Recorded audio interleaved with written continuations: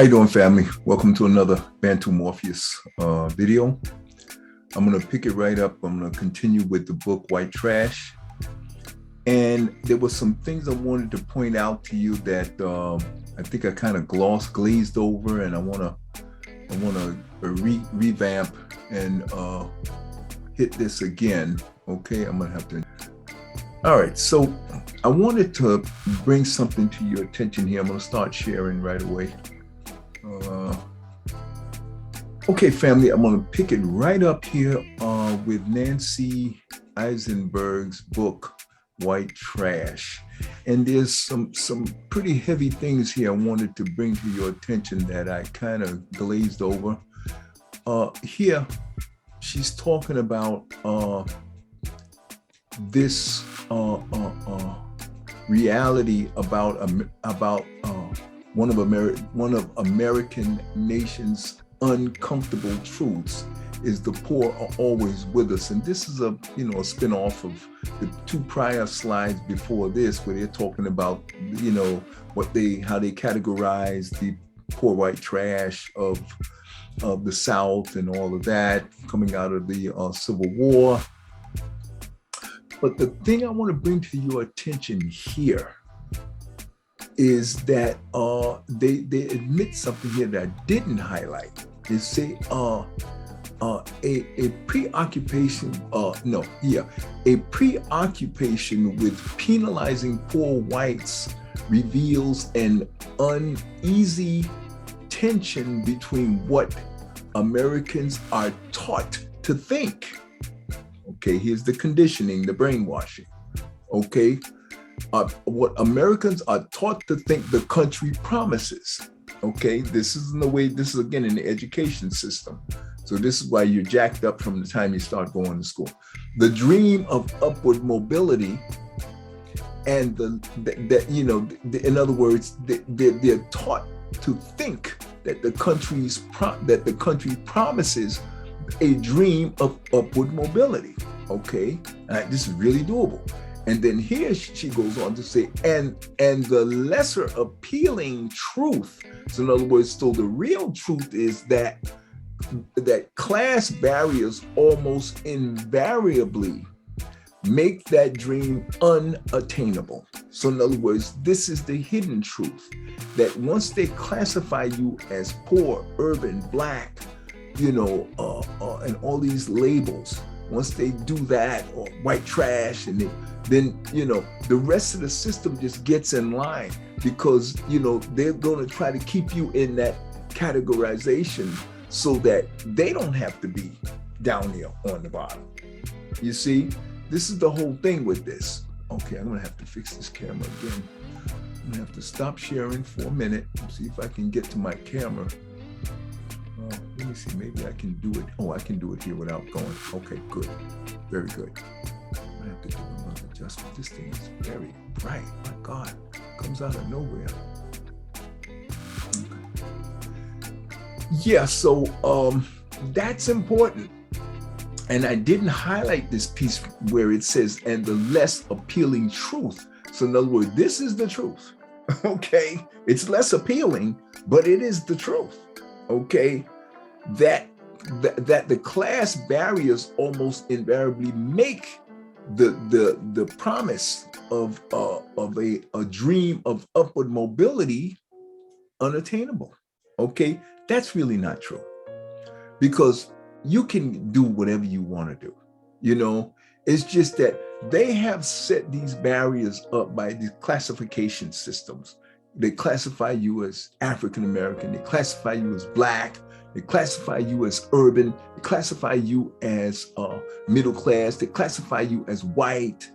When they put these labels on you, these are like tags that actually cause the herd to treat you in certain ways.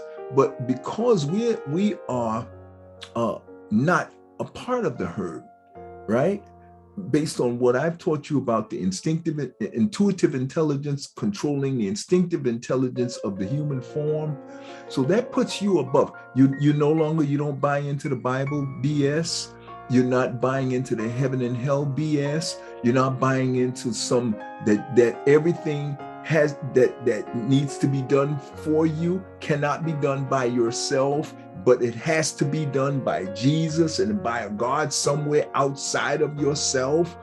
Even if it's subconsciously you thinking that, what that does is that depowers you, that takes your power away, and it puts it in your own mind. You start working against yourself, and you see yourself subconsciously as inferior or weak and a subject. You have to be led around by some leader or some type of Messiah, and once you get into a Messiah mindset, then you see subconsciously what you're doing is you're relinquishing power and control from yourself to Jesus and to the God. Jesus is running everything for the ultimate God, but they're doing it. It's never you. And so since we are no longer subject to that kind of brainwashing and that kind of nonsense, and we don't believe in an apocalyptic end of the world, in the inevitable apocalyptic end. We don't believe in that either. See, so when you remove these these are all these are mental terror tactics to force you into believing in their Bible. Okay? And then when they don't get you with that, they got another layer. They got the TV. And it is so sophisticated now that when you're born into this stuff, if somebody doesn't catch you right away, then you are going to go through a lot of hell just to get yourself to even believe what is going on. You'll be so immersed in the herd mentality and the mental laziness that comes with believing in Christianity and these religions. It's designed to make you mentally lazy and a cripple. And so you always need a crutch or a wheelchair, and the wheelchair is their Bible. And their Bible leads to further con jobs and just deception on a level you can't even imagine. This has been sophisticated and created over thousands of years. This Bible lie was created 2000, and we're in 2020, so 2020 years ago, they created this Bible. It's been going on for 2,000 years. America hasn't even been around that long. So that means they were brainwashing the Europeans, they were brainwashing the Spanish, they're brainwashing the Greeks, they're brainwashing the Irish, they're brainwashing the English, they're brainwashing the Italians. The Russians even brainwashed. I mean, we go on and on. I think some of the Nordic countries, I think they've been spared. Switzerland, Norway, what's the other one? There's another one up there. There's a whole bunch of Nordics up there. A lot of them have been spared. The Japanese, I think to a certain extent, they've been spared. Chinese, I think, have to a certain extent, they've been spared, but then they got Buddha. India, they got Krishna, they got whoever they got, but they got some Messiah, some symbol of a Messiah that is outside of themselves. They say on their night occasions it is within you, but then the bulk of their subliminal verbiage and the nuanced conversation is always above.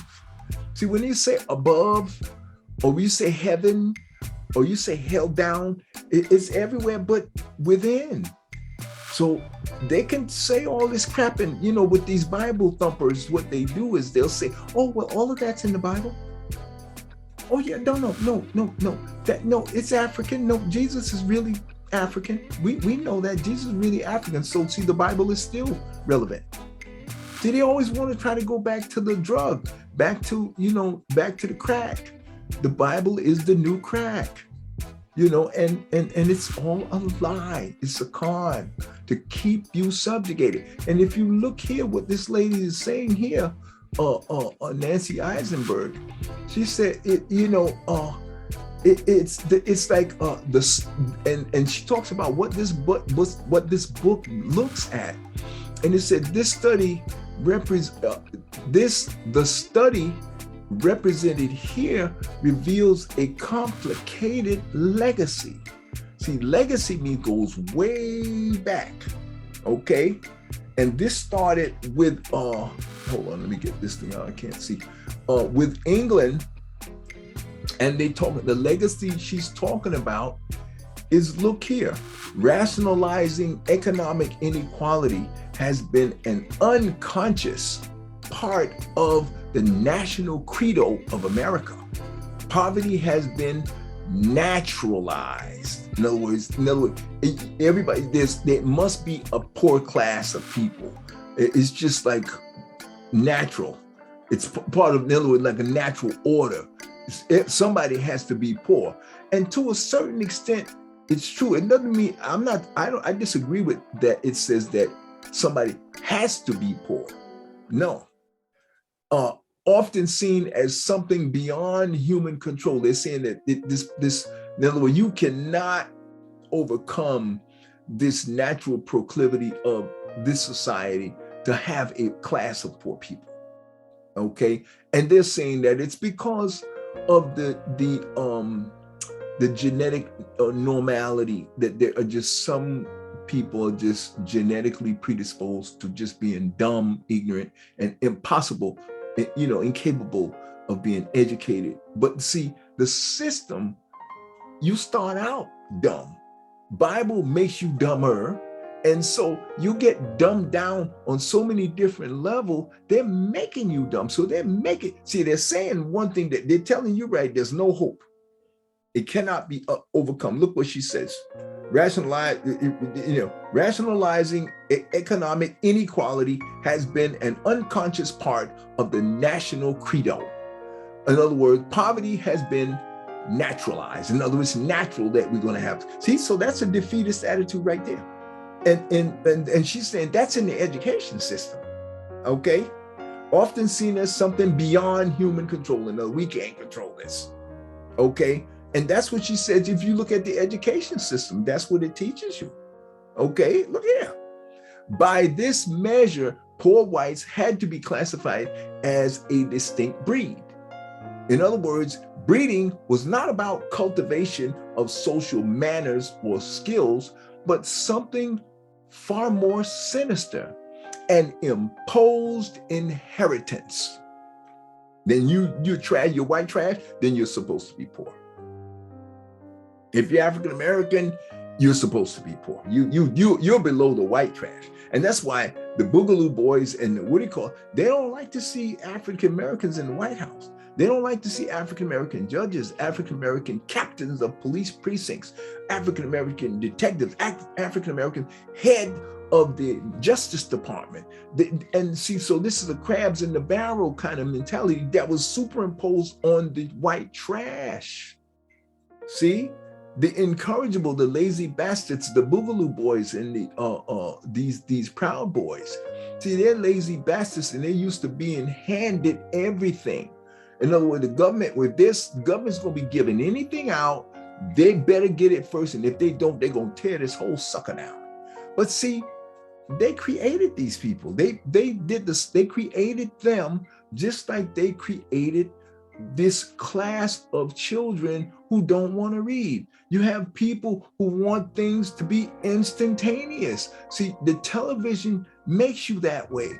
The Bible makes you helpless. In other words, you can't do nothing yourself. You need Jesus, or you need Jesus to intercede for the God, and the God is going to do everything for you. You ain't doing nothing for yourself. You have no control. They say it all the time, especially in the Black churches, African-American church. Oh, thank you, Jesus. I need you, Jesus. I can't do nothing for myself. I need you to do it for me. See? So that's subliminal. That's deep. And that's why Christianity and their Bible is the worst crack there is. And once you get hooked on that, the junkies will rationalize as to why they have to keep their crack Bible. they do not want to give it up. It's very difficult for them to give it up, but that's why I'm doing this. I want to walk you through step by step so you can critically analyze and see why this is bad. We've got to get away from this. And I want to empower you now with the new knowledge. And I've already given the background. Now, what I'm doing now is giving you more validation on why this was a crime of commission. They're committing a crime. The moment you're born, they have you sit on your knees. Now I lay me down to sleep. I pray the Lord my soul to keep. That's the beginning of the brainwashing. You're a little child. You don't know no better. Your mother don't know no better. She's scared. Most of them dumb, ignorant. They don't know what they're doing either. Nowadays, you might have some young parents that may be aware if they read some of this stuff and they watch these videos that I'm putting out. Maybe they might have a little nanite of hope of being able to avoid some of this madness. But it's going to be tough, okay? And I want to point something else out to you. Let's look at this, all right? I stumbled on to this next part right here, where they talk about, here. They say that, let me see, I'm trying to find a good place to come in here. Well, they get into this Duck Dynasty stuff, and I already read that to you in the lab. I'm not going to go through that. But this is the piece that I found very, very, I just didn't put two and two together here. A host of well-known and lesser-known figures contributed to the long saga of America's embattled lowly breeds. All right? They contributed to the long saga of America's embattled lowly breeds. These include Benjamin Franklin, and the second one on the list is Thomas Jefferson. All right, I can go through and read you all in other words, these are all the people who were of the lowly class. But these first two, Benjamin Franklin and Thomas Jefferson, these are the founding fathers. Okay, and remember what I told you about Thomas Jefferson and even Benjamin Franklin and even Davy Crockett, Harriet Beecher Stowe, and Jefferson Davis, and all these people were late. Jefferson Davis was around that same time. Andrew Johnson was around that same time. But W.E.B. Du Bois, Theodore Roosevelt, forget about it. Teddy Roosevelt forget about it. He was way after all of this crazy madness had started. He came over, like I said, the Roosevelts came over on the last wave after all the doo-doo was over. Okay, Civil War was over and all of that. By the time Roosevelt and all them guys started doing their thing, forget about it. They're Johnny come lately. But here's the point. Benjamin Franklin, Thomas Jefferson, forget about Davy Crockett. He was just a damn Harriet Beecher Stowe. I don't know who she is really too much either. But Jefferson Davis and Andrew Johnson, these are like that founding father group. But remember what I told you about Thomas Jefferson. Now, again, everybody who was sent to America were the bottom feeders of the society, including Jefferson and the founding fathers guy. That's why they encouraged everybody to rebel against England and all these other colonial overseers, countries that were colonizing the world. They were going around claiming everything in the world as theirs. Spain did it. France was doing it. England with America did it. And that's where we had the Revolutionary War, was against the English. Okay, so you got to understand, they were thieves, they were bottom feeders, they were the scum of all, wherever the country that was the colonizers, that was really the kings and queens. It was all kings and queens. There was no democracies anywhere. Everybody was a king of France, was the king of Spain, was the king of England.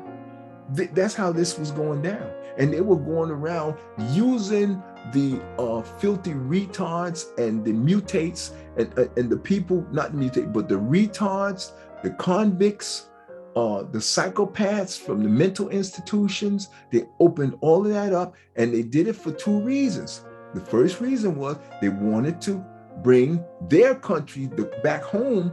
They wanted to bring England, France, Germany, all these, they wanted to bring their societies up. So their solution was dump all of their sick of this, the low-life scumbag, shitbags, get them out of the country, put them on the boats, hope they die on the way over there. And if they live, then we'll have them, make them viceroys and give them these bullshit positions and just use them as pawns. And of the lowlifes that they sent over was Benjamin Franklin and Thomas Jefferson. You got to get your heads around this, family. That's who these guys were. Like I told you, America is founded on corruption and mental illness. They emptied their jails, and the others that, like Ben Franklin and the Thomas Jeffersons and Andrew Johnsons and the Jefferson Davises, oh, these guys were the low maggots on the hierarchy of all of the institutions and structures around, whether it's the justice system, the medical system, the technology system. These were the maggots. And when they punished them, they said, get your ass, we're gonna send you to America. Now, you can get on my damn nerve. I'm gonna get you out of here. So I'm gonna send your ass I'm gonna send you to the Siberian gulags. That's what the equivalent of what America was. It was the equivalent of the Siberian gulag. That's where you sent people you hated and you really wanted to get rid of their ass. Or people were so incorrigible, lazy, and no goddamn good, you just want to get them out of the country so the whole country can go up. Because these things was holding us back. And that's why they got rid of them. And this is right here. Look, Thomas Jefferson. A host of well-known and lesser-known figures contributed to the long saga of America's embattled lowly breeds. Okay? And that include Benjamin Franklin and Thomas Jefferson, the third president of the United States after 1776. But these were the lowly breeds. So now let's go back up here and let's look at what this maggot, Thomas Jefferson. Now this is the guy that said this crap about Africans, that he was enslaving other humans. So again, this confirms my thesis. When you are dealing with ice cave cannibal descendants of cannibal vampires and ghouls, that's this guy right here, Thomas Jefferson, 1787, barely 10 years after the Revolutionary War. And look at the kind of filthy garbage that flows through his mindset. So they probably you could look at his face and see he's mentally deranged, okay? And the smell I don't even want to get into. But you could see here the things he says about, Africans, he's projecting his own characteristics on them based on what he sees. He only can see things from his perspective. And based on what he sees, he's projecting, well, they must be this and they must be that. Because if I were doing that, then that's what I would be. That's projecting what he is on those people, having no idea of their history and their accomplishments and the everything that they have donated to the creation of civilization itself. These are the descendants of the people who created civilization, created the legal justice system, created the constitution system, the Congress. All of these legislative bodies, all of these political structures, all of these social structures in the society, hospitals, schools, education, institutions, they don't know nothing about that in Europe. They learned that from the Moors. They learned that and the others that went that way, went to the east. east of Africa, heading toward the west of Asia. Okay, Spain, west of West Asia is you're getting up around India. That's where you get the Saudi Arabia, and you go east of that, and you start well, of course you're going to hit Europe, you know, right after you get out of Saudi Arabia. I have to bring the map up to tell you for sure. But as they go further east, then they run into China and South Korea, North Korea, Cambodia, and all this other stuff. And they get east of Europe. Okay. But they learned all that stuff from the Africans who had all of that together hundreds of thousands of years while they were in the ice, eating each other and drinking each other's blood, okay, and eating their babies and their elders to survive, okay. They hundreds of thousands of years before that, this stuff has been created, had been established. An education system, universities had already been built and established and disappeared because of some tectonic, cataclysmic, volcanic event. All kinds of different things were wiping out societies left and right. Okay, so by the time they came out, things had pretty much settled down. But still, everything they got, language, bathing, basic hygiene, husbandry, farming, animal cultivation, you name it, everything that exists, astronomy, okay, physics, quantum physics, everything that is built now was built on top of what the Africans, because there were no white people, they did not exist until 15 or 20,000 years at best. And that's at best. Okay, and that includes the Mongoloid Asians, okay, and these Hyksos, Arab, sand dweller, nomads roaming around, stink, nasty, eating each other, enslaving every damn thing. Women were treated like absolute crap, and they still are to this very day. Same with these filthy things here in the South. Treat their women like shit. Everything in America, they treat women like still shit. America still haven't had a female president. And they hate the idea of it. That's how barbaric America is, family. You gotta look at that. This is right in your face. But see, the Bible has told you, oh, don't pay that no attention. No, America's really, it's getting it. America's way better than this. It's just that, you know, the Bible says that, you know, all these things happen in time. Oh yeah, Pakistan had a female as chauvinistic and arrogant as the Pakistanis are, and they have a female president, and America still doesn't have a female president. How the hell can America be great? We don't even have universal health care.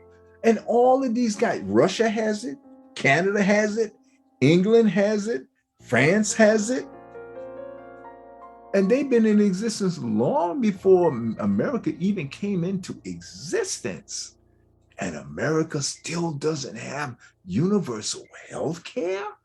And you got these troglodyte maggots and fuck ups like Ron DeSantis and Trump running around here, and people are voting for these morons and covering up for them. Folks, family, listen, I'm gonna say this one more time. The evidence is overwhelming how corrupt and backwards America is. Everything that is great about America in recent history has come from outside of America, outside of the major institutions, outside of the major industries. Elon Musk is not from America. He's from South Africa. Again, after the societies has gone up, then these are the descendants of the best of the best of the best. The maggots that they've got rid of, that's America. See, Thomas Jefferson, remember what they said? the lower breeds. Ben Franklin, they're trying to make this guy out to be this great guy. He sent a kite up and he discovered electricity. He made writing. He learned how to make money and all this stuff. Listen, you can pump yourself up all you want. Bottom line is you cannot hide the obvious realities. And this is what I'm trying to get you to do, family. Think critically. Don't buy their BS. Throw that Bible in. Once you throw that Bible in the garbage, that's gonna lift the veil, the biggest, thickest veil that is covering your eyes and your ears and stopping you from seeing reality right in your face. I mean, it's so obvious that Stevie Wonder, and Stevie Wonder has already seen this. That's why he's left America. He's living in Ghana. Come on, family. I'm sorry. I'm not saying you should leave the country, but I'm saying stop believing in that Bible, because it's the seat of deceit, and it's covering over your eyes. And you keep wasting your time with it if you want. But anyway, so I just want to bring this point out to you about Thomas Jefferson and what a scumbag he is. And all these Boogaloo boys and all these people that are promoting the founding fathers, anybody that promotes them, you're guilty by association. Look it up. Guilty by association. And when the Central Park joggers were falsely accused of raping some woman and locked up for damn near 20 years, and Trump said, yeah, they should be executed even after the DNA proved that they had nothing to do with it. See, Trump is a bottom feeder. He's a scumbag. That's why DeSantis is a scumbag. You're guilty by association. And after you know the truth and you still keep supporting them, that makes you worse than the scumbag you're supporting, because you know better and you're still doing it. Okay? Just calling it like it is. I'm not trying to be nice. I'm trying to be real. Okay? So, this is important for you to understand what's going on here. Okay. I'm going to go ahead and move forward. I want to show you something here. And I want to introduce you to,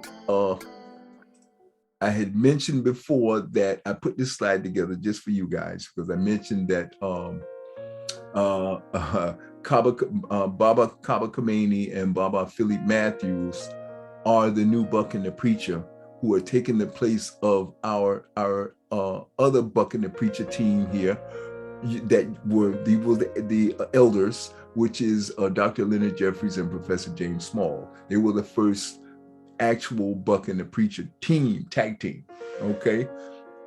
And I just threw a little picture up here of Buck and the Preacher, just so you'll know. If you get a chance, watch the movie. It's phenomenal. It's phenomenal. It really is. And it's a metaphor for what actually Professor Kaba and Baba Philip Matthews are doing for you, okay? And ultimately, it's going to affect the whole world, okay? Okay, now I want to give you that, and then the next thing I want to deal with is this right here. Talk to you about this Bible and this television. And I glanced over it, in the last few movies, but I'm going to keep banging away at this cult, this Christian cult, and this Islamic cults. They're cults. Anything that has you involved with something that is lying to you on a regular basis, this is what I call a cult, okay? And this is a cult. When you have a situation where this was a movie that was called Cowboys and Aliens. And the reason I did this slide right here, I did this slide because this is what this does. What this thing does here is it's a hypnotic device that makes people stay in place by mentally mesmerizing them. And if you look into the light, what it does is it will make you catatonic, and you will not be able to move, and you will not be able to control anything for yourself. That's the Bible. That's what this Bible does. It strips you of your individual ability to control any aspect of your life. You have the illusion, you think you're controlling, but subconsciously, you are being controlled by everything in the Bible. What the Bible does is it softens you up, and it keeps you open. It keeps you mesmerized, like this device does. It keeps you mesmerized constantly on a subconscious level. And then this television right here, it reinforces the hypnosis. Okay, that's what it does. These are the weapons of hypnosis, and they are designed to keep you out of control. Never allow you to control any aspect of your life yourself. Because as long as you're in the matrix, you don't even know you're in the matrix. That's why they say you can't see a forest because you're too busy being a tree. So you're part of the matrix. You, at least because you are identifying with your body, you're identifying with your mind, you're identifying with your thoughts, and your thoughts are under the complete and total control of this television right here.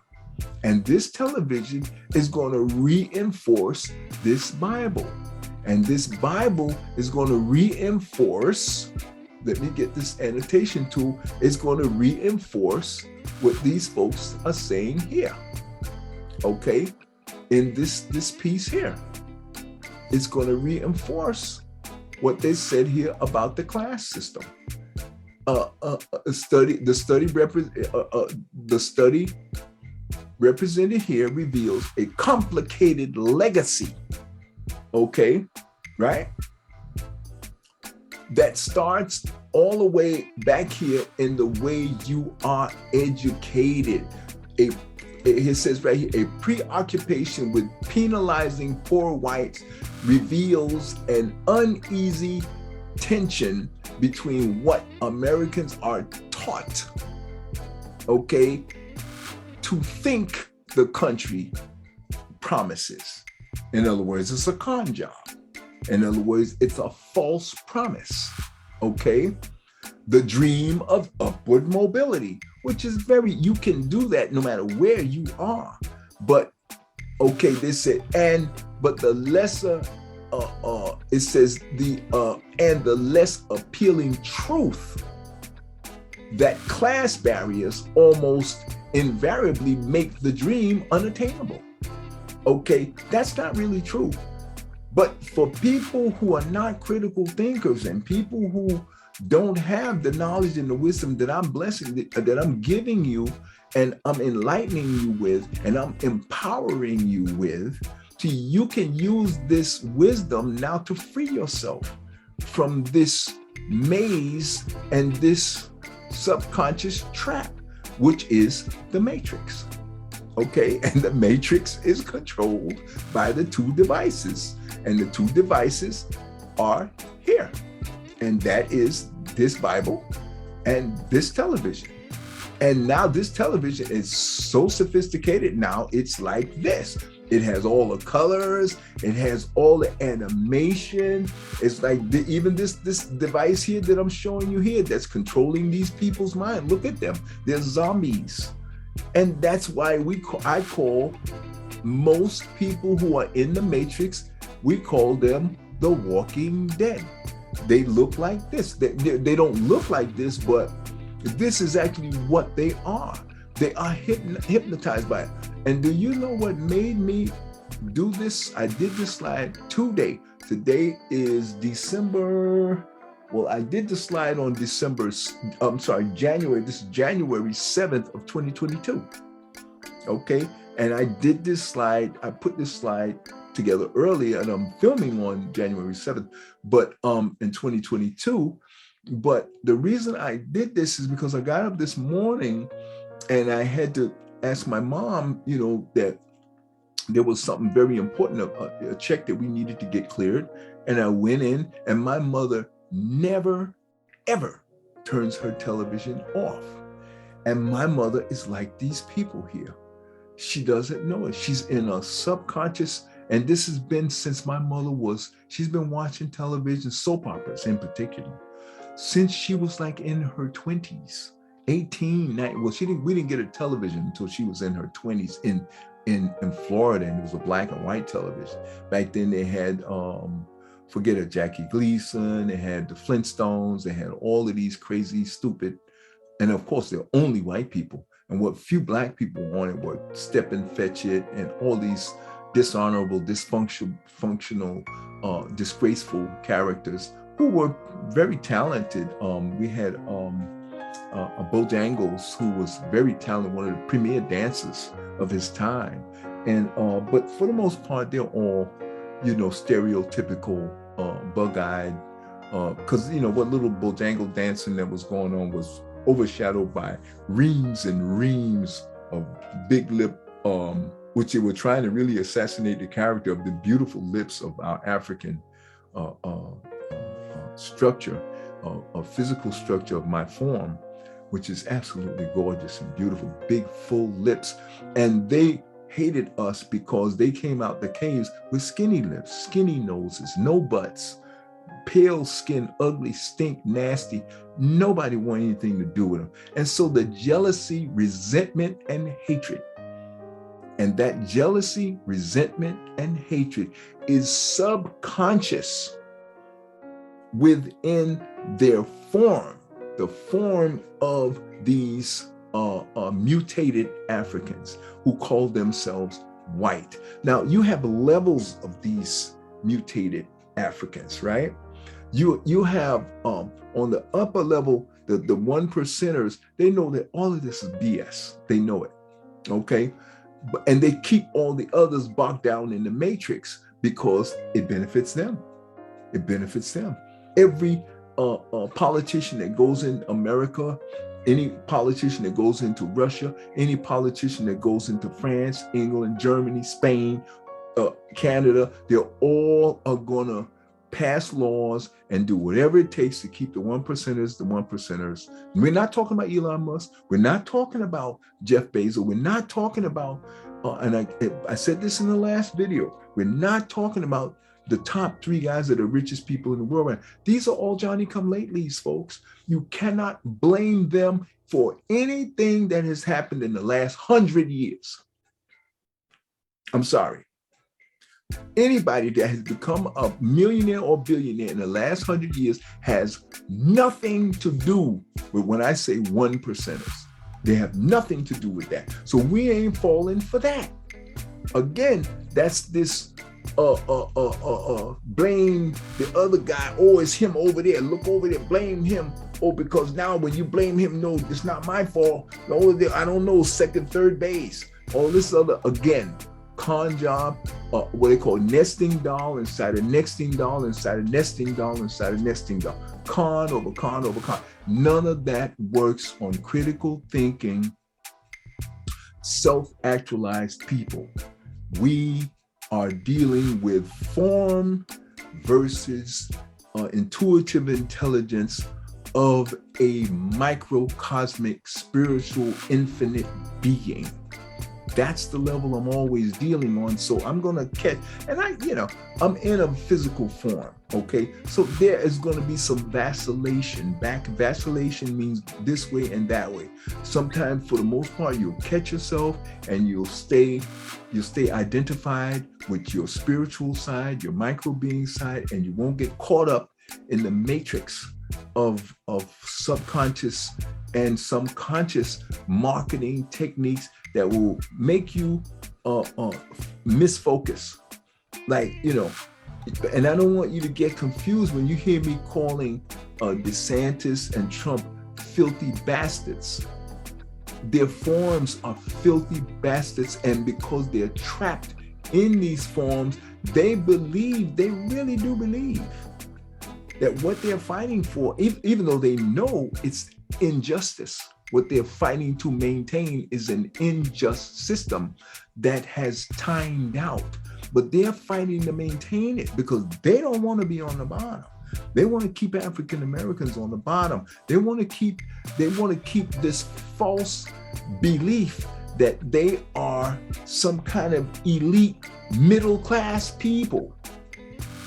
See, DeSantis has probably got some big corporations put money in his pocket, so now he can move from middle class to from 6 figures. Now he can move to the 7 figures and even closer to the 9-figure level, where he can make not just $1 million, but 9 figures. You start getting into the 8, 9, so you get making tens of millions of dollars, then hundreds of millions of dollars.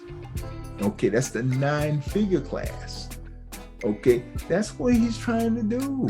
And he's trying to make sure that his children will be able to do the same thing.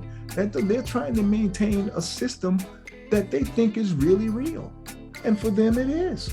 But my job is to get you up to speed so you'll understand, cut that TV off, throw that Bible in the garbage, and focus on what you need to be focused on here with these stocks and these things that are going to move you out. But in order for you to move out of this matrix, the first thing you got to do is got to cut off. You got to cut off, family. You got to cut this thing off right here. You got to cut this mesmerizing light off. You see these 2 things here? This is the light. When the guy went into this chamber where the aliens had the people sitting, he's just recalling what you're seeing here in this picture. That was him. When he was in there and he was looking at that light, and he just stood there until they were ready to come take him apart and use him as a guinea pig, because this mesmerizes you and keeps you catatonic. You cannot move. You cannot think for yourself. You can't do anything because you feel like you're in euphoria. Everything is perfect. And that's what these 2 devices do. They make you think that you are something that you are not. Okay, so I wanted to give you that. Okay, and I wanted to give you the buck and the preacher, the metaphors that I talked about. The most important things here about this buck and the preacher team, Dr. Leonard Jeffries and Professor James Smalls, their work culminated in this book right here. This is the book that made them really is the culmination of their work. And to get this book created. And see, that's what I'm beginning to see as a pattern, is that those of us that are out here trying to do work for you to make life better and get you out of the matrix sooner, is we write these books and we collaborate with other great thinkers and great scientists, great anthropologists. And that's what this book is. This is from Chiek Diop, who was a consummate anthropologist, consummate scientist, and he validated all of his work by doing nuclear dating, carbon dating. He used all of the different scientific techniques to validate what he's saying and his claims and the things that he's discovering, okay, for you. So you don't have to go and do all of that work. He's done it for you, okay? You just have to turn off that television, throw that Bible in the garbage, and start waking up and come out of that matrix. You don't have to do it right away, but you need to do it slowly and gradually. You have to wake up. And the reason I'm telling you you can do it is because I'm sitting here. I mean, because I've been motivated by both these 2 Babas here. Dr. Leonard Jeffries, this is who I studied under. And now I've been recently studying under Kaba Kameni and Philippe Matthews, even though Kaba and I were learning at the same time. So that's why I have the confidence to do these videos for you, because I was taking the same training that he's taking. But my job is to reach a totally different segment of the African-American community. That's my job. All of us are working to help heal the African-American community from the trauma of enslavement and all of the psychopathy that comes as a result of that trauma. And that's what Baba Philippe Matthews, he's a master at that, okay? And that's why I'm giving you him. And when you go to my YouTube videos and you watch my YouTube videos, I'm listing Baba Kaba, Baba Philly Matthews, and I also am introducing you to Brother Jeremiah Kamara. I also am introducing you to Brother Manu M. Pim, who is a consummate scientific historian. Okay, all of this list of people, family, when you start to just read these books, they're going to help you take the red pill and come out of the matrix. In order for you to be able to read these books, you're going to have to cut off that Bible and cut off that TV and start, educating yourself. But again, the control is in your hands. You have to build the muscles over time, okay, that's going to help you to overcome this Bible and their television and the brainwashing. Anytime you look on television, you shouldn't be watching television not more than an hour or two a day at best. The rest of your time should be spent reading these books, watching YouTubes from these great scholars and these great people that are going to wake you up. Baba Obadeshaka, I'm giving you his data as well, okay? And there are a lot of other young scholars that are beyond me that are going to reach out to you, and they're going to pick up on this stuff too. You have a guy has a television show or a YouTube show, I forget what his name is, something to God, I forget what his name is. And eventually he'll come around, he'll get it together, and he'll figure out which way is up. And he'll start, because he knows something is wrong. All these people know, they can sense it, they can feel it. Something is wrong. The system is not working for you as best as it could. It could be better. Okay, but this book right here, family, I want you to get into this book. This is our African Bible. This is for us African American. This is our new Bible, and it was written by this phenomenal teacher, Baba Kaba. Okay, Professor Kaba Kameen. This is our new Bible. When you should start reading this immediately, slowly, very slowly. You're going to have to read this very slowly, okay? But eventually you'll get it because you have it within you to do it. Not your person, but within your the micro being, which is perfect, which knows everything. You're directly connected to the ultimate source of all power, which is Ama, which some people call God. You are an extension of God, so therefore, all the way back to God, you have a plug. You are God in this micro form. So you have access to all that information. All you have to do is validate this truth for yourself. And the more you validate it, the more you're going to see it's going to start working for you. But again, the point I got to bring out to you, it's a muscle that you have not been using. It's going to take time, depending on how old you are when you're watching this video, okay?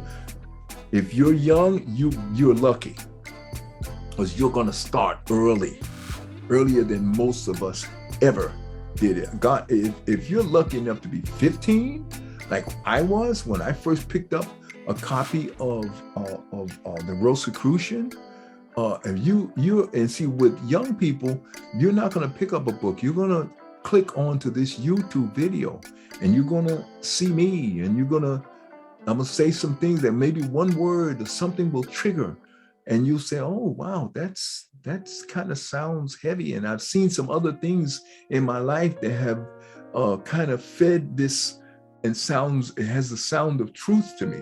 Let me dig deeper.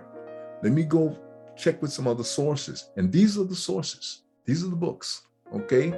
These are the sources that's going to bring you up to speed and get you going, okay? And feed your curiosity. And it's already in you. You already know a lot of this stuff, but you have to be reminded. It has to be awakened in you. And you have to begin to be excited about as you start to read the words. And the thing I'm going to encourage you to do is look at the dates and start to put in your mind, get your head around the kind of times that they're going to be dropping on you. Especially when you start talking about Kemet and everything they're going to tell you about Kemet, you got to remember, Kemet was like the New York City. New York, not Old York. So Old York is Ethiopia. Old York for New York was in England. All right, bad example. But I'm saying this to you because you have to understand, Kemet was the ultimate conglomeration of the best of a lot, not everything, but a best of the lot of the African cultures and countries and societies that have evolved to that level. And Kemet was the eclectic point where the best of the best was all taken there. But the societies that really spawned and started the new, all of this basic foundational technology and sciences that were given to the world, these were the small 4 feet Twa Mbuti people, okay? The Khoisan people who migrated, used the migratory paths, and they got taller as they began to go out into different areas. They started out short and they were traveling all over the world, but they got taller over time. Things start out small, but we're talking hundreds of thousands of years. The Europeans got caught in the ice for 100,000 years, family. Just look at these numbers you're talking about. And America is a lousy 250 years old. It's like America is not fit to be mentioned amongst the originators of civilization. America is not fit. It is such a backwards leftover of what is truly a great society. America calls itself great, but there's nothing great about America. You look outside of America and you're going to see great. Everything outside of America is going to be great. Anything that America creates that is good, it is good in spite of America. Look at the way they treat Elon Musk.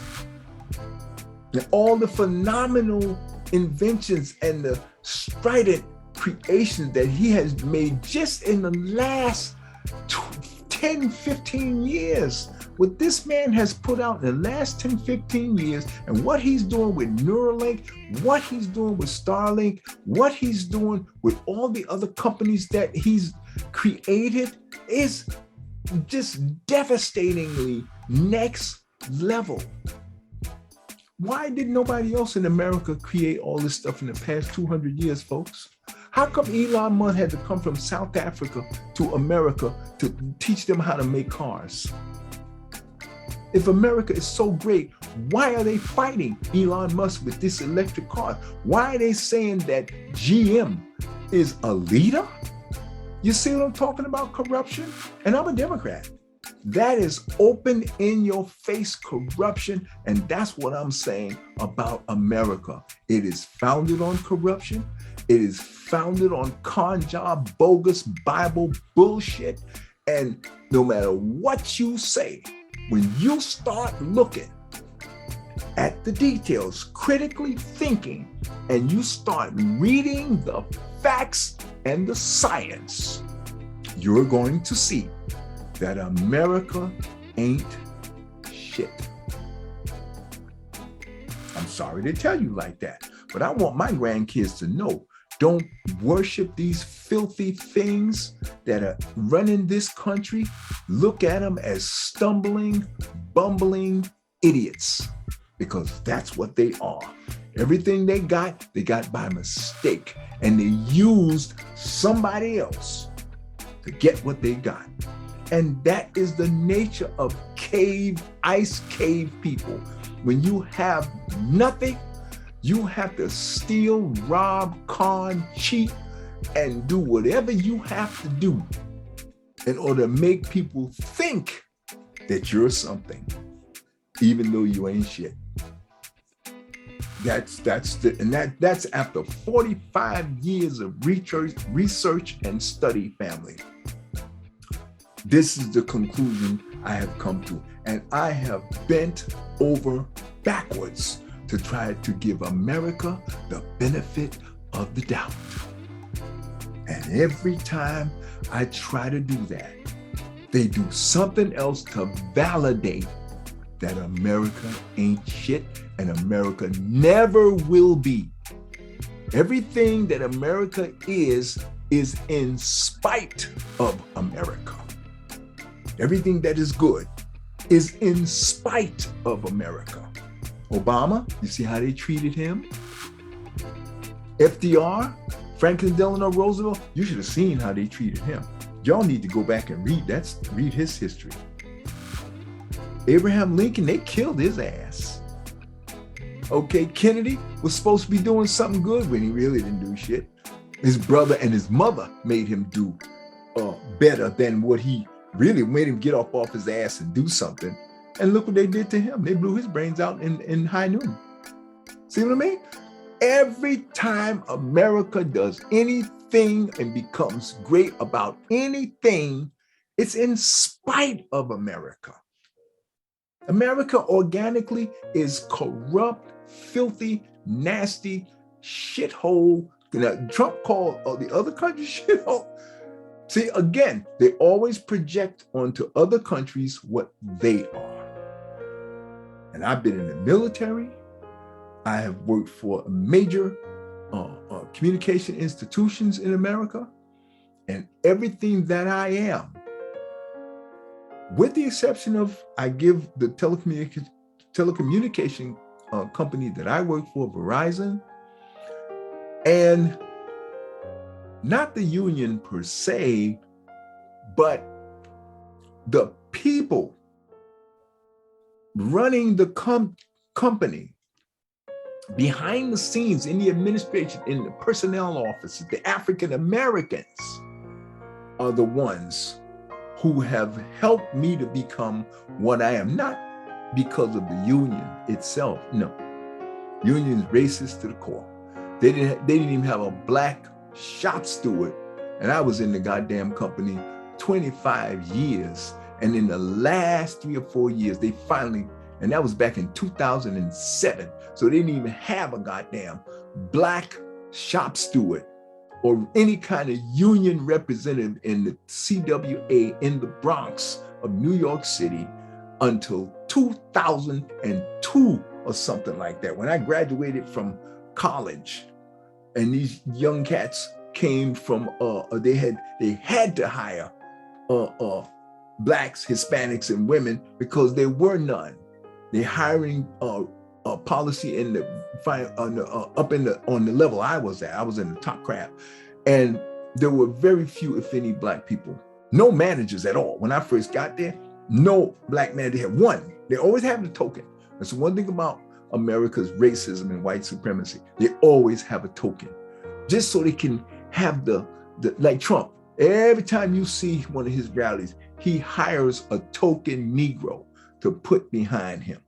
The one that he's been using consistently is a convicted murderer from where? Guess where, family? Florida. He was part of the Yahweh movement, and they were going around murdering people that didn't follow and believe. Here we go again. Cults. Murdering people. Told you, America is corrupt to the core, and Florida is the what do you call it? You know, where the king of corruption would sit. There's like a throne. Well, that's Florida. Florida is the throne of corruption, evil, Boogaloo Boys, Ku Klux Klan. The only thing they're that short from being blood-sucking vampires and ghouls here in Florida, the worst, lowest form of white person, human form on the planet.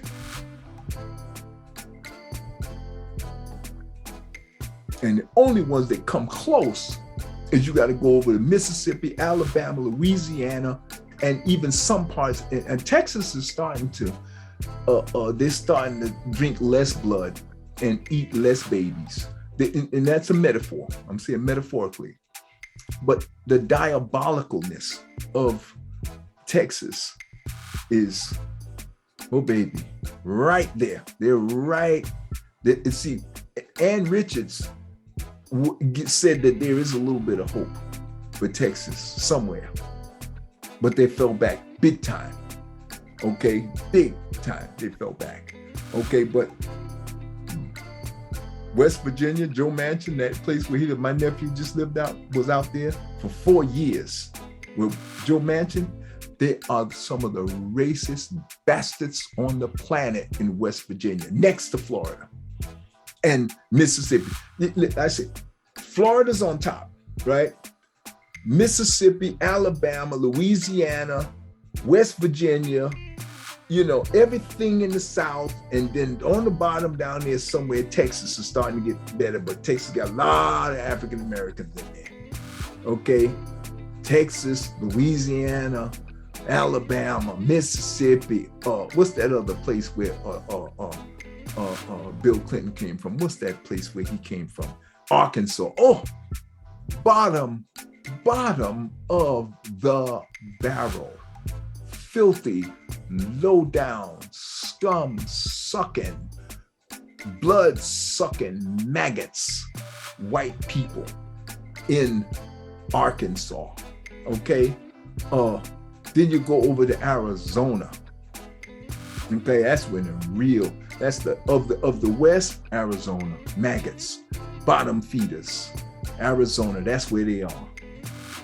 Okay. And then you start getting into Colorado, they're a little bit better. As you go further north, they get, but don't Iowa, Wyoming, oh my God. Oh, Utah, maybe, but you couldn't catch me. You couldn't give me a ticket to Utah. Anywhere in Wyoming, what's that up there? Where that guy did that movie, what was the name of that movie? Fargo. I forget the name of that movie. But anywhere up there in the north, Lord have mercy. You black, African, you are out of your mind to even think about traveling to one of those places without a gun. Or somebody that's authorized to carry a gun in every single state. I wouldn't vacation. You couldn't get me to go to Kentucky, Tennessee, none of it. If it ain't Atlanta, where I know there's black people, or right here in Florida, in Fort Lauderdale or Lauderhill, where I know is the largest African-American community here, that's the only place I would spend my money. I won't spend no money with nobody white. Ain't gonna happen if I can help it. I'm talking about in the States here. Dentist, doctor, my doctor's office, he white. I'm working on it. Believe me. And the one thing, the way I'm gonna tell you to do the same thing, you will have success in anything that you put your mind to by never, ever giving up.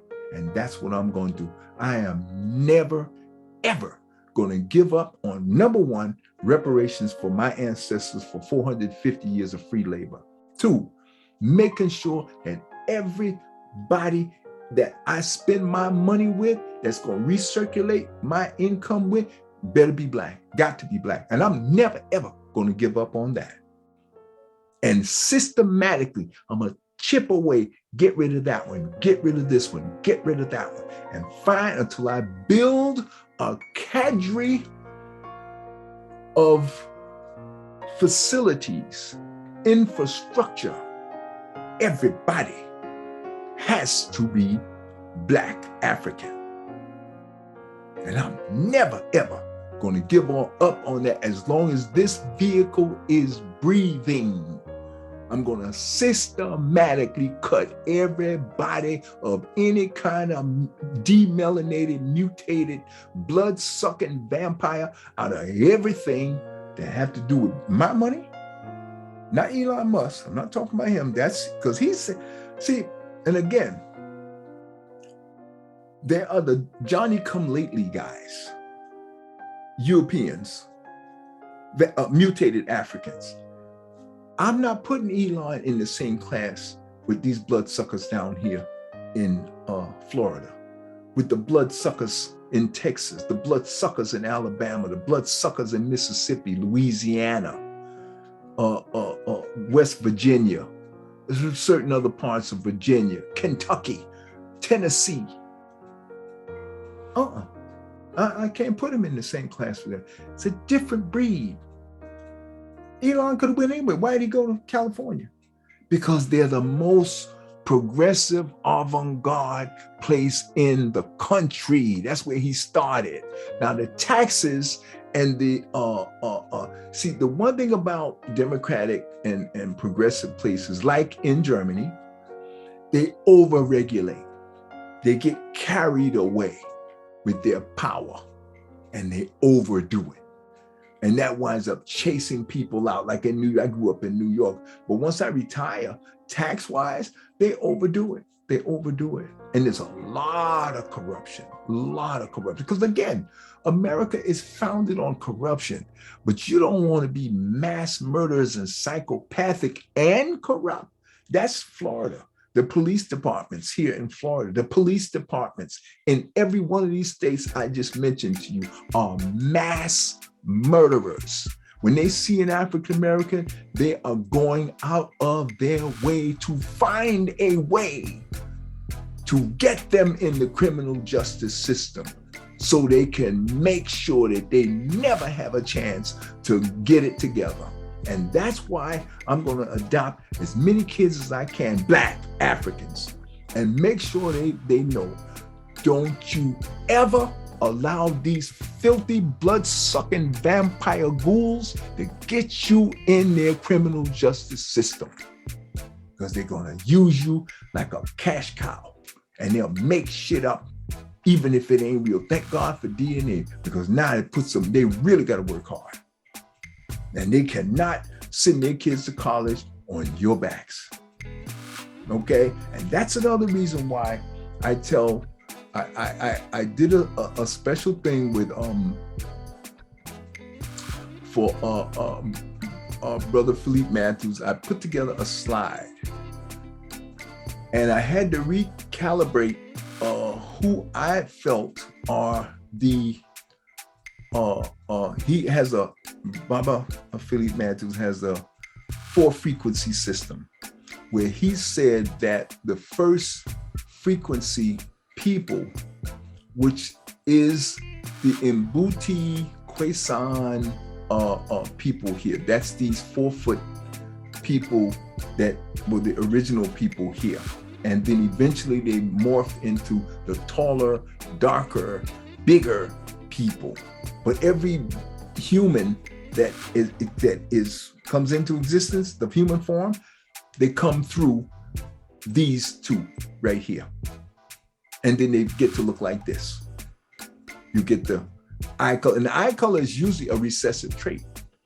That because people with these colored eyes can't see as well as people with these dark brown eyes. The people with the dark brown eyes can see the best in the daylight. Okay, that's just a fact. It's just a fact. It's just science. Okay, so Baba Philippe Matthews says that these are the first frequency people, and I agree 100%. Same with this brother. I put him in the first frequency class, largely because he 9 out of 10. The fact that his hair is natural, the fact that the way he dresses, you can pretty much see that he is a natural person. His hair is not processed. You don't see his eyes all chiseled perfectly, which wouldn't be a problem either, be honest for me, you know, but he's more of a natural, organic brother, okay? Now, I did this slide here to show you how I reclassified the brothers that Baba Philippe Matthews called first, second, third, and fourth class people, fourth frequency people. Now, the first frequency people are, like I said, the Khoisan, the Mbuti, the first humans that came out of Africa and migrated all throughout the world and gave us civilization. These are the first ones. After these people, they evolved into higher levels of civilization and they went traveling all over the world. Not these people per se. Okay, these were more tribal, more at home. They were not sophisticated. They didn't know iron work per se. They didn't know stone work per se. They may not have had all of the sophisticated physics and the science, but they knew enough to read the stars because everything was so close, and they knew how to navigate and travel. And then over time, they got smarter and smarter. That's the evolutionary process, even of civil development, civilized development. Okay, and soon they developed to be a highly civilized people. But this was the origin.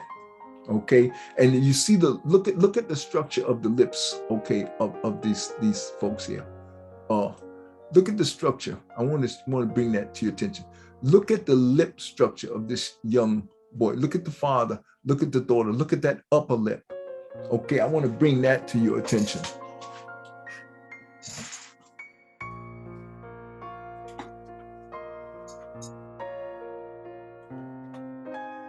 Okay, and so then I want to bring this young mannequin. This is not a real person. This is a graphic.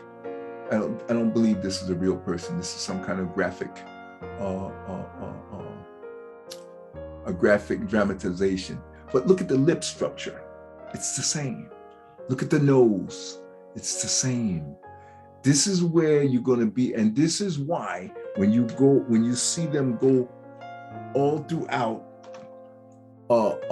When you see them go all throughout Africa and the places where they find the original, and they see the carvings of all the original people, and they try to destroy everything in sight. And the first thing they want to do is break off the nose and break off the lips, because this is the ice cave people trying to, everywhere they go, they're shocked and traumatized by the widespread girth of absolute overwhelming presence of this African everywhere they land and everywhere they go, because they're so stupid and dumb, they cannot get their heads around the fact that they've been in the ice caves for 100,000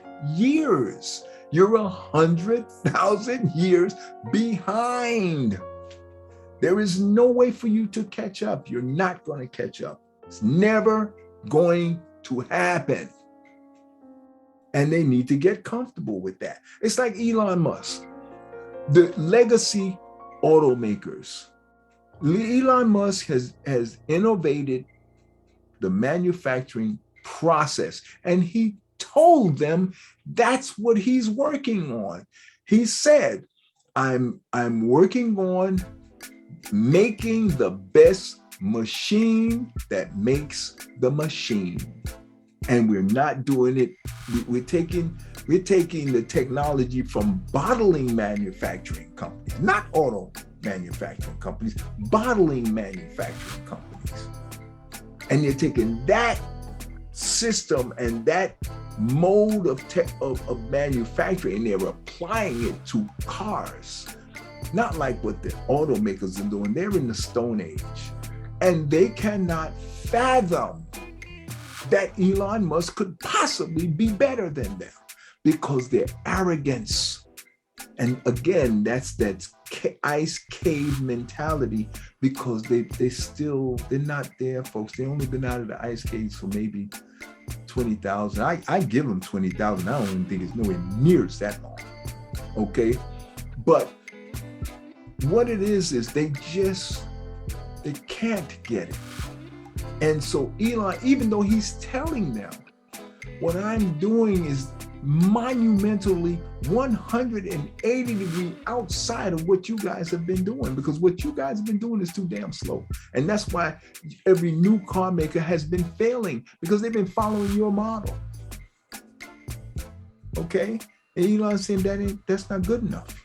And so he used first principle. He broke everything back down to its original first thing and first elements and said, what do we want to do? We want to mass produce cars. So we're going to start from the ground up and do things totally different from the way they were doing it. And that's why they'll never get it. It's been 10 years now. He's been working on that same path, family. And what did I tell you? If you stay on target and you keep repeating and you keep getting better each time you innovate, you do it better than you did it the last time, you're going to get better. It's organic. It's a part of the evolutionary process. That's first principles, okay? And you can do that with everything. That's why I'm telling you, throw that Bible out. That's the old path. Create a new path. Do something totally different. You have it in you already. You were born with it. These people in this Bible and this crap, they have been telling you all of these lies to keep you from doing what I'm telling you to do, because you already have it. But what it is, you haven't exercised the muscles, you haven't lifted the weight, you haven't built the muscles, family. Once you build these muscles, they'll start working for you. You already have it in you. Don't let failure. See, what you have to do with anything new like this, family, you have to hurry up and fail. And you got to fail a lot. Hurry up and fail a lot so you know what not to do. That's what Elon is doing to the 10th power. He's got people in there failing left or right. He said, I don't care how much you fail. I said this in one of my other Elon, Bantu Tesla. I have a whole nother YouTube called Bantu Tesla. You can YouTube that, search that in YouTube, and you go to my Bantu Tesla site. And you're going to get all of that, all those YouTubes. I did 40 movies on Bantu Tesla, just about, okay? And in those movies, I'm telling you that's what Elon said. He don't care about people failing. What he cares about, people that don't try. See, and that's what we used to have a saying. The only thing that beats, I forget how we used to say it, is the only thing that guarantees a failure, that beats a failure, is never trying. That's worse. In other words, that's worse than failing. Is to never even try. Okay, and there are some things you don't, above your pay grade, and you don't want to try. And you know what your limits are. Whatever it is, I trust your judgment. Practice using your own judgment. That's how this goes. Okay, so what I did was, okay, all of these people are first frequency, first frequency, first frequency, first frequency. Okay, first frequency, first frequency, first frequency. All these people here, are first frequency people. Okay, all of these people right here. This is the first frequency crew. All right, and these are first frequency. This is all first frequency right here. These are the first frequency folks right here. Okay, these are all first frequency. Now, second frequency, Baba Philippe Matthews says this is second frequency, and I really disagree. I respectfully disagree. Because look at the hair on these supposed second frequency brothers. All natural, all natural, all natural hair, all natural. Now, the lady here is not quite so natural, and she's got the gun. There's nothing wrong with the gun. I don't have any problem with the gun. Yeah, the gun's cool. But this is the and I have a problem calling her second frequency. I just really do. I'm sorry. I have a problem calling all these beautiful Black people up here second frequency, or anything other than first frequency. To me, these are first frequency people as well in my book. See, all of these people here are first frequency for me. All of these folks here. This is first frequency for me. Okay, all of these folks are first frequency to me. But Baba Kaba says that these are, the way he broke it down, but I'm just giving you my opinion here. I will give these brothers second frequency, I can't say. They are actually what I call first frequency B, in other words, a step behind, maybe necessarily, who could they be behind? Well, they're not really, they're behind, I would put them behind maybe this crew here to a certain extent, maybe, and I can't comfortably say it. I can't, because I don't think of them as being anything but first frequency. I'm sorry, even the lady here, I'm sorry, they're surviving. Like I said, they're just getting into this. I don't hold people drop them down. I'm sorry, because see, the one thing they're not, what I love about all of these folks here, all of these folks, none of them look like Europeans to me. None of them. And that's what I love. They don't look like Europeans. None of them. This sister here, she dressed a little bit like, but I can't look at all that beautiful black skin, smooth, beautiful skin, those voluptuous lips, and all of that beauty, and I can't. I don't have it in me. Maybe Baba, Philippe, he can do it. I can't do it. Okay, so these are supposed to be first and second frequency people here. That's what they're supposed to be. I still see these folks here as first frequency, but for the sake of clear structure, I can understand they're street soldiers. I call them my hood soldiers. This brother here has his gun. I love that. These brothers have their little guns wherever they have them. I love that. This brother's sporting the money. This sister has her guns. I love that. And guns, I love. I love Black people with guns. I want Black people to have lots and lots of guns, because we are being attacked by the vampires and the ghouls and the filthy boogaloo boys and the filthy Trumpies and all of these GOP Confederates. We're being hunted by them, and they're all in the police departments and everything. And we need as many guns as we can get our hands on. So I'm all for the gun thing. Don't look for me. I'm not anti-gun guy.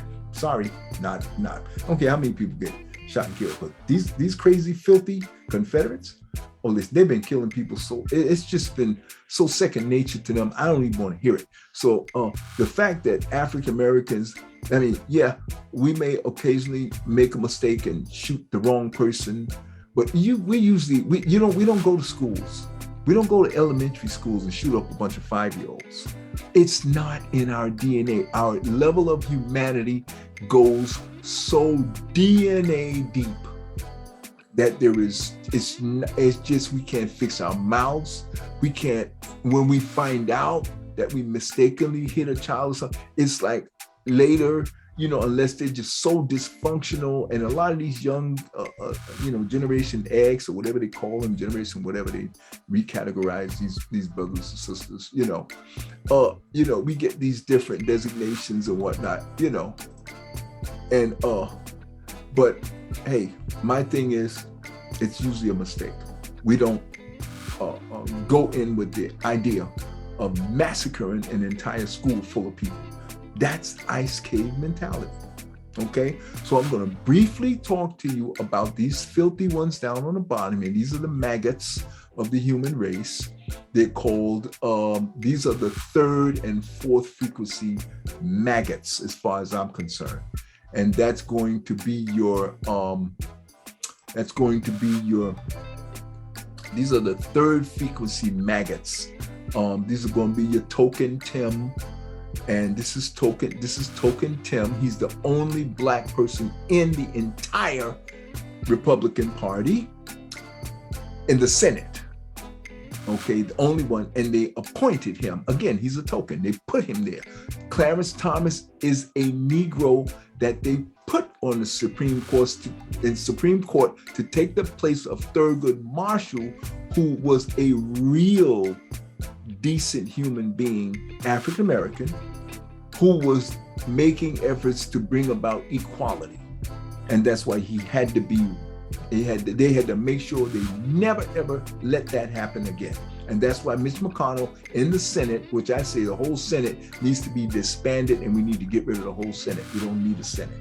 Okay, so that's why these are the smallest picture. These are the bottom feeder, the scumbags, and the Uncle Toms, and the wannabe Negroes, and the suck-ups. They'll do anything to stay in the grace of the Boogaloo Boys and the one percenters, and they're just scumbags. They'll sell out the entire African-American race in order to keep their position. And that's why Tim is trying to smile, but you see Clarence Thomas has the real face of a suck-up, somebody who is hated amongst all African-American communities. And so is Tim. Token Tim, I wouldn't be surprised if he has a white wife, you know. Not that that's in and of itself is a problem, but it's an indication of the suck-up nature of them. They try to ingratiate themselves to the mutated African barbaric vampires. And this is the head barbaric vampire right now. Okay, that's Trump. And Marjorie, she's just some filthy maggot that I just threw in there because I didn't have a picture of one of them. But she just, look, you could look at her and see there's something wrong with her, you know. But okay, so these are the fourth frequency. I put them fourth frequency. I really would just make all of these folks fourth frequency. Just because they got brown skin don't mean anything to me. They're maggots. I put them all fourth frequency. Okay, if I had my way, that's where I would categorize them. And they're all the same. Thomas, married to a white woman. These two scumbags are, you know, just maggots. And this token Tim is just another scumbag. He'll do anything they tell him to do. And he try to pretend that he cares. It's all an act. They don't give a damn. Okay? So, all right, so I just want to give you this categorization of the frequencies based on what Baba Philippe Matthews has put down. I'm going to end this video pretty much because I wanted to show you those two pieces and, you know, make this clarification for you with this piece that, with this filthy thing, Jefferson. And I wanted to make that note and bring that to your attention about how he is actually amongst the lowlifes that's considered to be the bottom feeders that the Europeans sent over here to get rid of them. Okay, just to get rid of them and send them over here. And I wanted to bring this to your attention about Thomas Jefferson, this scumbag who tried to assassinate the character of the Africans, the honorable, decent Africans that he enslaved and created them, turned them into what has the descendants of their enslavement process and trauma and the brutality that this scumbag inflicted on them. Okay, this is why you have these where's my people? This is why you have this designation, these folks here. This is why you have these Uncle Toms and these token Tims. You have these people because of the These are the descendants of the traumatized African, enslaved Africans, okay? And these beautiful brothers and sisters here, these are the ones that have made lemonade out of lemons, and yet they maintain their Africanness. They maintain their African humanity. They maintain their love of their people and the love of themselves. You can tell by the way they dress. They love themselves. They're not trying to be European. They're not trying to be vampires and blood-sucking cannibal bastards like these things over here. This Trump bastard, this coward, this punk ass who got 5 deferments out of the military, this lowlife piece of crap masquerading as a humanoid. So is this crazy, mad, insane, mutated African trying to maintain her supremacy and her special privileges and her entitlement as a white person. And these two suck up sorry excuses for human beings trying to pretend that they're white. And I say, you are white. And I'm gonna give you exactly what you asked for. You are white. You're not one of us. You're not one of us. And we don't want you. We don't want you amongst our ranks. And I don't ever want to meet you. I don't ever want you in or around any of my children, because you're a lowlife. You're exactly what I don't want my children to be. I would rather my son be any one of these beautiful black people right here. Even these hood brothers with the guns hanging out. I would rather my son be one of them, as long as he don't go to jail. Make sure. I'd rather he be one of them than be one of these maggots right here. These two scumbags. Because they will sell their people out and throw us under the bus in a heartbeat. And we got enough enemies already. We don't need infiltrators and scumbags that work for our enemy. Okay, this is the form now. I'm talking about on a form level. Okay, these are the people that will help them put us in jail and get us in that loop.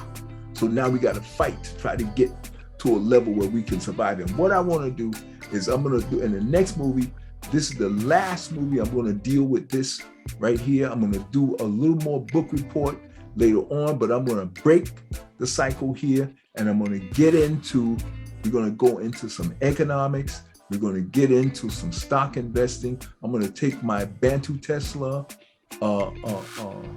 structure and I'm going to lay out the stocks for you. I'm going to show you my portfolio of stocks and my cryptocurrencies and things that I'm invested in. And I'm going to give you the roadmap. So now when you start visualizing what you want for yourself, I'm going to stop sharing this and I'm going to go back. I'm going to share another screen for you. Let me see if I can get this thing open. And I want to show you my,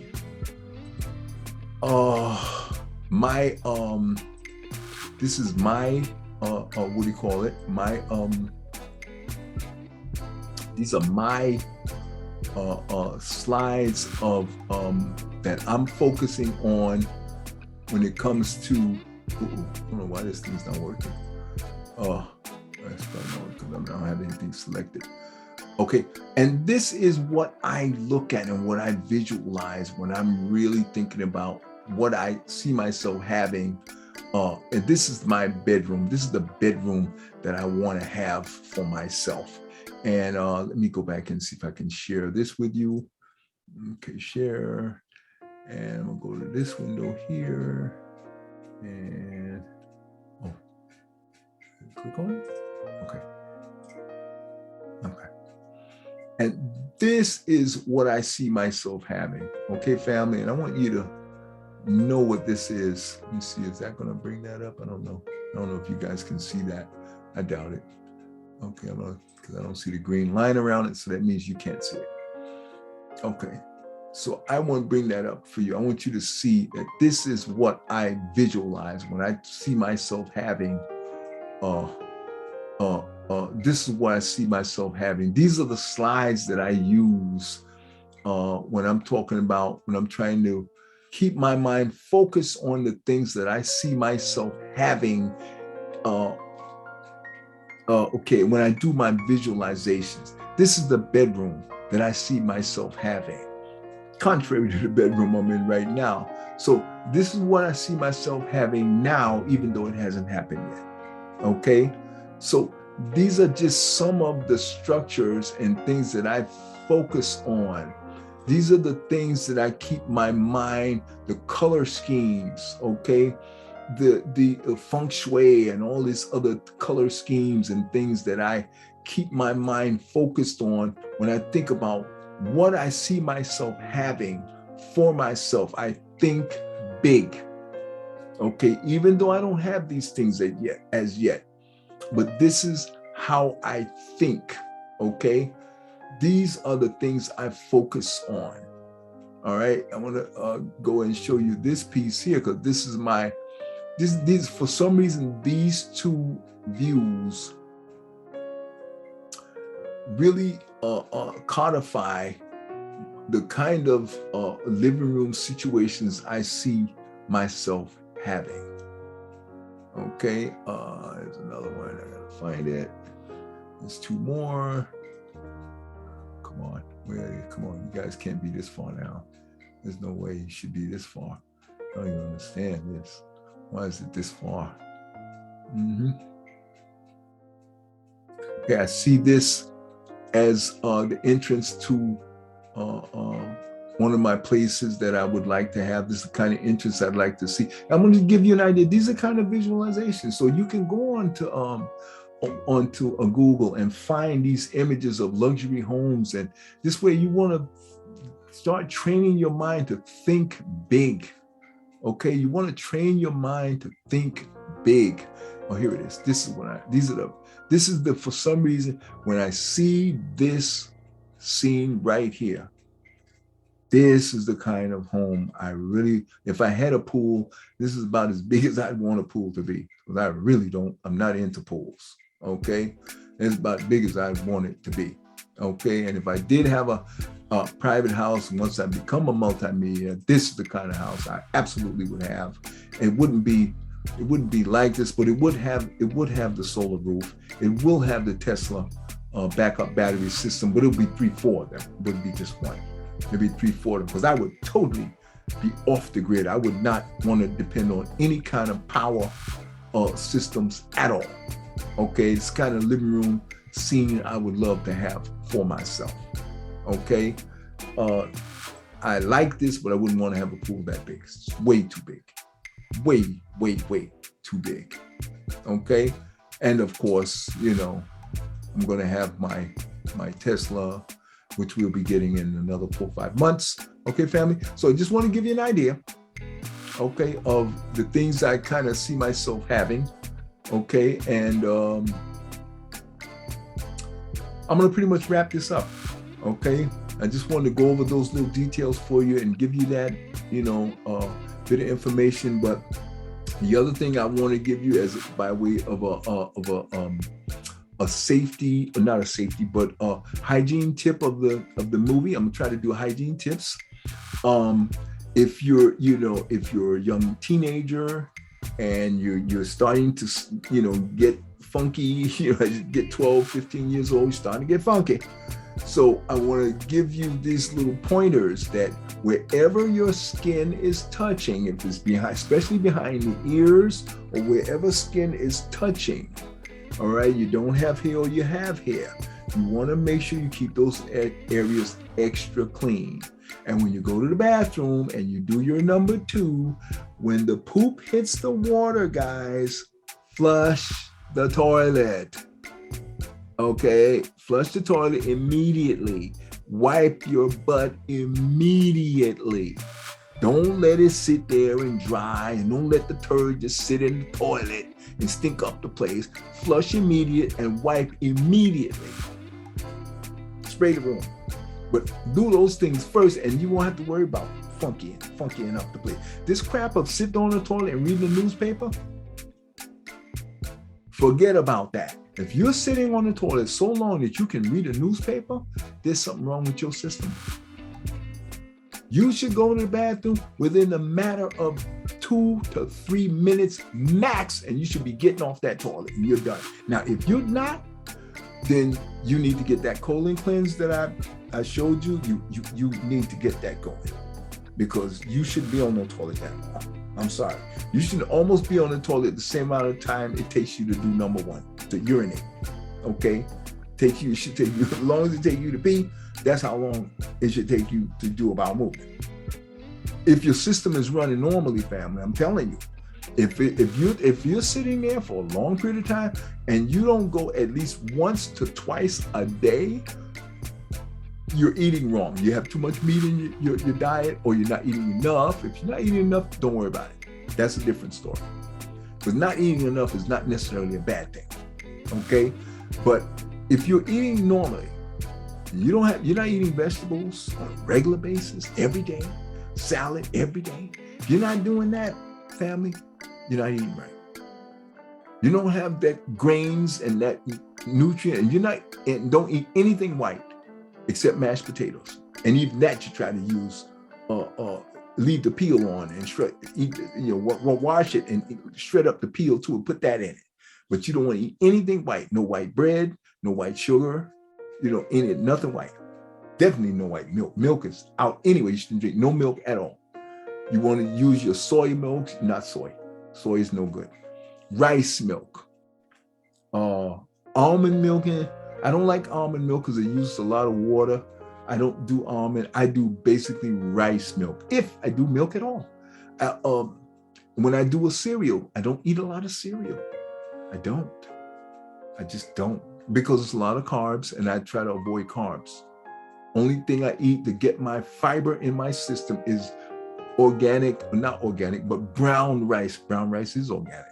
The short grain brown rice, you can get it on Amazon.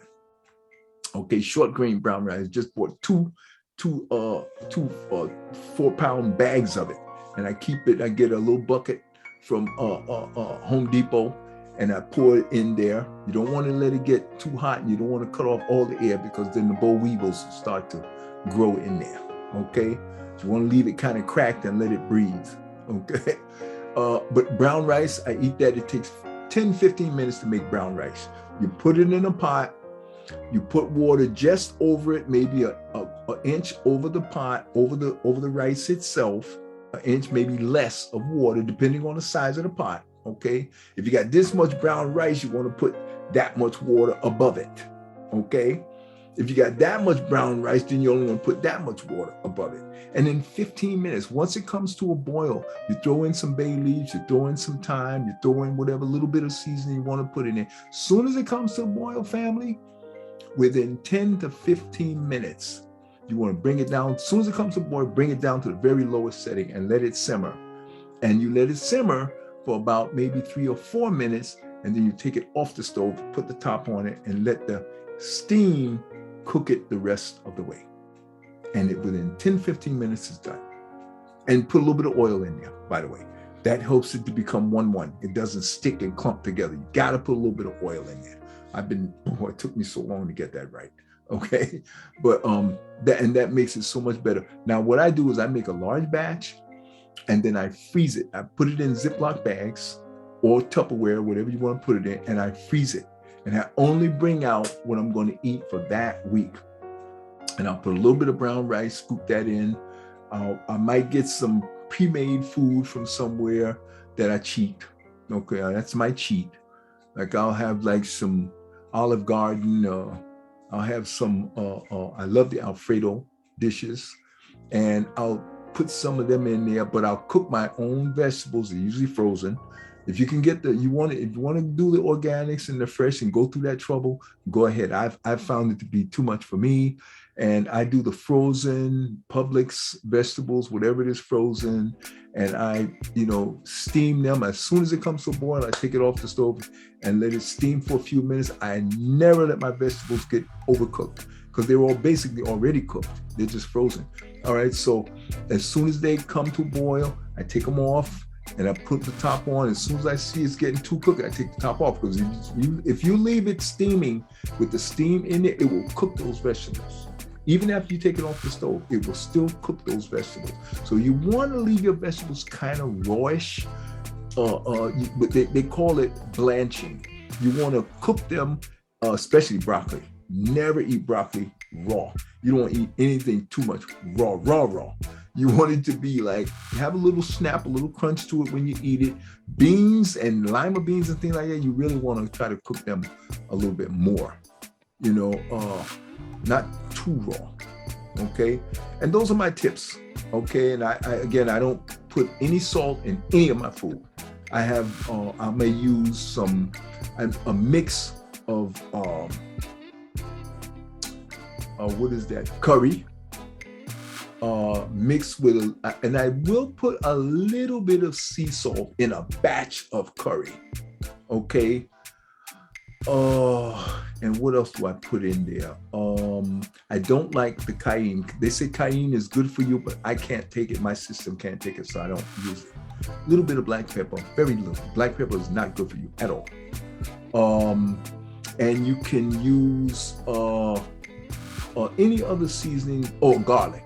That's what I use. Garlic powder, not garlic salt. Garlic powder, onion powder. But that's the core of my seasoning, is garlic powder, onion powder, curry. That's my core foundational 3 seasonings. Okay, powders, curry powder, always powder, never salt. Salt is bad. You don't want any salt in your system. You can have a little bit of sea salt, But I get most of my salt from the pre-cooked foods. Like if I get, like I'll go to Costco, I'll go to a BJ's, and I'll get their rotisserie chicken, because I'm lazy, I don't want to cook a lot. I'm too busy making movies. So that's my cheat. And I do a lot of chicken and a lot of seafood and things like that. I really don't eat beef. And when I do eat beef, I go to Burger King, and I'll have the Impossible Burger. And I'll throw away the bread, I'll throw away everything, and I'll put a little bit of cheese on it. That's my cheat. Cheese is my cheat. But I'll eat Impossible Burgers. I don't eat beef at all, basically. That's basically out of my diet. I just don't need it, because I get chicken, like I said, from the Publix, or even Publix. I'll even have some of the deep fried chicken, and I'll freeze it, and I'll mix that in with some of my plain bland vegetables, bland rice. Rice has no seasoning other than garlic powder, which doesn't add any salt to it at all. So I'll get a little bit of salt from the rare occasions that I do the chicken from those different sources. And between the mixing and the matching of all of that, and having occasional fried fish or something like that, or baked fish, that's my diet. And it has served me well. I go to my doctor and he tells me, you are in immaculate health. And now I have lost 30 pounds because I have been intentionally fasting for the last 3 months. I have my salad once a day with a little bit of cheese. I cheat. I have my colon cleanse drink once a day. I have my big mug of tea once a day. And then by the time I come out of the gym, and I have glucerners, I'll drink glucerners, 1 glucerner, when I take my vitamins, my nutrients, and I have bananas. I eat not a lot, but I eat maybe 2 or 3, maybe 4 bananas. Today I had 4, because I really didn't want to eat anything before I went to the gym. So I had those bananas, and I had a glucerner. So when I get on that treadmill and do that 25 minutes, I'm burning, and I need those carbohydrates to give me energy. And then I go to the gym, I'll hit the sit-up machine, and I'll do 2. If depending on how much energy I have, I'll usually do 2 sets of stomach crunches, 30 of them. And then I'll do 20 to 25 leg risers. I'll bring my legs up, bring them into the knees, put them back out, and go down. And I do that anywhere from 15 to 20 times. And I'll do that with my legs. And I'll do that 2 sets of those, sometimes 3 if I'm really feeling good. But in the wintertime, I'll keep it down to 2. I'm not supposed to do a lot of exercise in the winter. Now, when March comes, since we're on the upside of our winter solstice and we're starting moving toward March, I can start easing more into 3 sets of stuff. And then I'll go do maybe some push-ups, I'll do some lats, some pull-ups, that's my routine. And I'll try to do that anywhere from 4 to 5 times a week, even in the winter, because I'm trying to lose weight. Once I get to where I want to be at the 200 mark, so I'm going from 267 down to 200. Right now I'm at 233. I weighed myself today. I was 231. I was 233 day before yesterday. So it's working. It's working. And I had an attack of gout. I haven't been in the gym for 2 days. And today is the first day back after 2 days off. It's working, family. It's working for me, and you have to get this body to comply with what you want it to do. And that's what I do with my body. I tell it what it's going to have and what it's not going to have. And I'm very lenient because I'm in retirement and I'm home a lot. So I have to really be disciplined about what I allow myself to eat. And another thing that helps me a lot is boiled eggs. They will, and I eat the non-sodium, have no salt, plain saltine crackers, but they have no salt. I had the unsalted ones. You can get them from Publix, the plain unsalted crackers, and they're white, so that means they have nothing in it. And I'll eat 3 or 4 of those. If I get hungry in between, I'll nibble on some of those. And then again, my 8/8s, 8-ounce glasses of water every day, as much as possible. You don't have to be rigid on any of this stuff, but you have to be steady. You have to be regular. You have to be consistent. Don't deviate too much, especially in the beginning. Be disciplined. Be consistent. Cycles. Whatever, do it here, do it again tomorrow. Rinse and repeat, rinse and repeat, rinse and repeat. And that will become your routine of the day. And that will get you out of the matrix. And you will be in the world, but you will not be of the world. And you're going to feel so, I can't even explain the word. It's like a freedom. It's like a weight is lifted off of you and you're just more in control. And it's going to be a new feeling of just this absolute control. Now, here's the thing you got to prepare your mind for. People are going to try to ridicule you and convince you that there is something wrong with you. Now, they're going to do that because they're projecting onto you the way they feel, because they can't do what you're doing. You're extraordinary. You're an extraordinary person. And that makes them feel very uncomfortable, especially people who are trapped in their own body and their body is guiding them, and they're trapped by the subconscious mind, which has been conditioned and trained by the Bible and the television. And they're deep into the matrix. And as you start to come out, the best thing to do is don't tell people what you're doing. Just do it. Don't talk about it. Don't brag about it. Be a doer. Don't be a talker. Don't be a bragger. Do, don't talk. Take your martial arts. Don't tell them. Take your jujitsu. Don't tell them. Take stuff. Do the stuff you're going to do. Don't tell them. Go to the range, learn how to shoot. Don't use the target.